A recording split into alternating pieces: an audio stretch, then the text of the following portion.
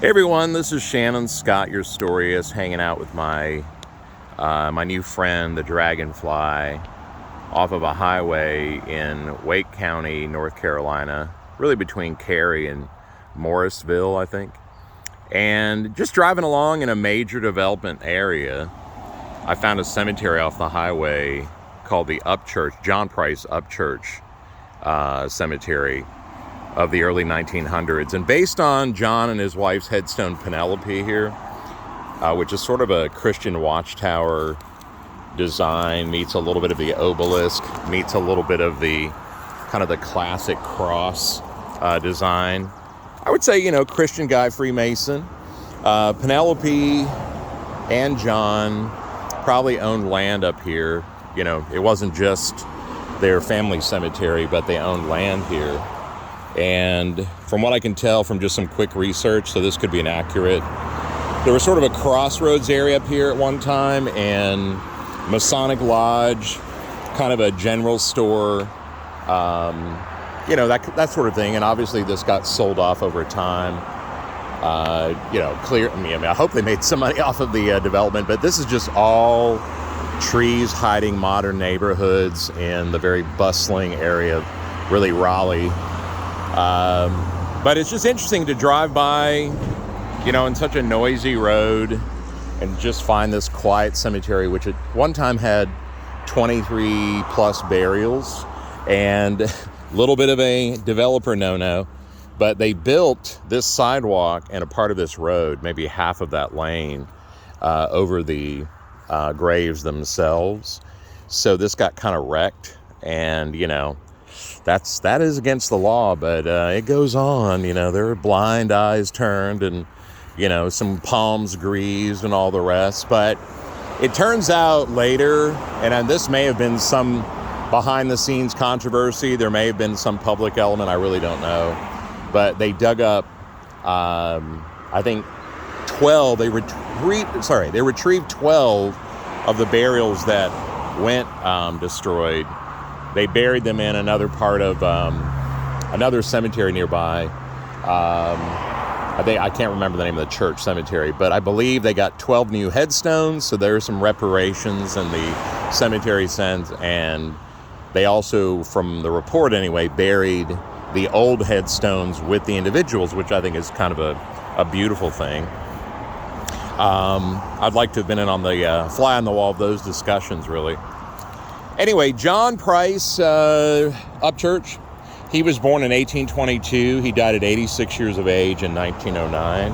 And his gravestone says, "Gone but not forgotten." Kind of a beautiful mustard yellow fungus here. I don't know what that is, but looks like a bit of a granite base with some marble. I'm not sure where the marble came from, probably in North Carolina. And his wife Penelope, our mother Penelope, I can't quite read her inscription, but she died the same year of her husband, or maybe a few years later, I'm sorry. But she was 71 when she died, and he was 86. And she comes from the Maynard family, Maynard, and I find that that's a very old, Carolina type name. You find them in a lot of departments of life, the Maynards. And so her mother and father are actually buried in Raleigh in the great, I'm not going to call it White Oak Cemetery, but Oakwood Cemetery. Goodness, I should know that. But yeah, so the famous Oakwood Cemetery in Raleigh within the city, which is lovely. If you ever get a chance, go to Oakwood. That is where her parents and probably extended family are buried. Haven't done the whole genealogy, just kind of doing some of this on the fly. But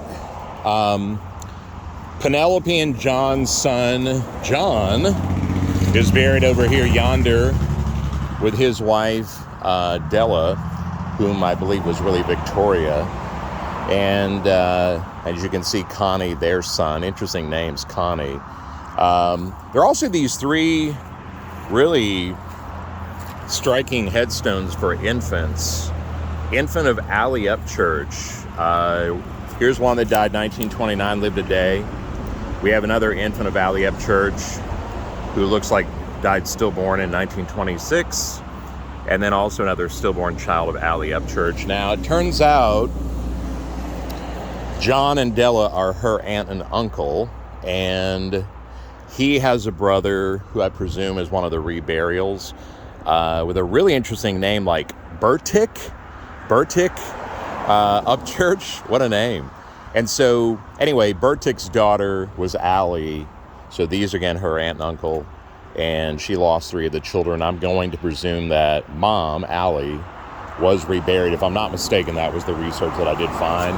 Now, because Della is over here, and she was born in 1870, we find a Dora over here with her husband, Estes, Upchurch. Now, Estes was born in 1889. There is no death date carved in. We'll go ahead and just say safely that he is deceased. But it does make you wonder if there's no death date. Was he buried here, reburied? I have not been able to find anything quite yet. But we see Dora was born in 1891. So I don't know if this is Della's daughter with John, but I don't think so. I did not find a record for that. So this could very well be like a younger sister of Della. I mean, think about it, right? Della, Dora, so some of those names were just kind of, I don't know, gimmies or something, but don't know anything really about Dora and Estes, except they're here behind a tree. And they've got some foot markers down there to kind of show the length of the plot, or at least in the classic idea. Sometimes those were put down first with some initials on them before a main headstone showed up like this. Sometimes that's the order. But yeah, this was just a little stop. I was literally going to a car wash and came across this, and I was like, okay, we're going to get our car washed and do a U-turn and see if we can't come make something, reasonably interesting or satisfying out of the John Price Upchurch Cemetery. But yeah, at one time, over 23 burials on record. Sounds like there were probably some unknowns, which, every cemetery and graveyard tends to have something like that. But yeah, 12 of them were under that sidewalk and part of that highway at least as late as 1999, and then something went down, and in 2004 they reburied the individuals in a church cemetery not far from us with 12 brand new headstones. Hey, that is justice for the dead, and they were buried with their old headstones. I think that's fascinating and poetically beautiful somehow. So good on whomever went to all that great effort. But yeah, this is just part of the intrigue of life, gang. Here in the hustle and bustle, a little bit of surcease with your storyteller, Shannon Scott. Hope it wasn't too dull. Have a wonderful day.